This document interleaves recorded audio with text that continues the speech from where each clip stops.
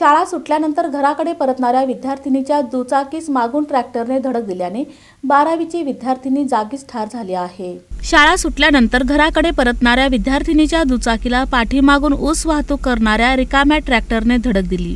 या अपघातात 12वीच्या विद्यार्थिनीचा जागीच मृत्यू झाला, तर पाठीमागे बसलेली तिची मैत्रीण बचावली। अपघातानंतर ट्रॅक्टर चालक घटनास्थळावरून पळून गेला। मात्र संतप्त जमावाने सांगोला महूद रस्त्यावरील वाके गावातील वाहतूक 2.5 तास अडवून धरली।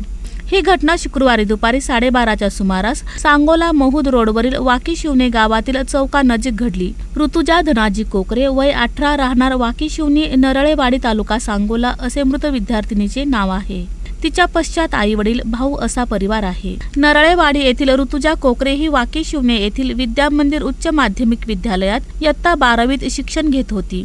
शुक्रवारी सकाळी 7:30च्या सुमारास घरातून दुचाकीवरून महाविद्यालयात गेली होती। येत्या 10 फेब्रुवारीपासून 12वी बोर्ड परीक्षा असल्यामुळे तिने प्रॅक्टिकलसह तोंडी परीक्षा दिली।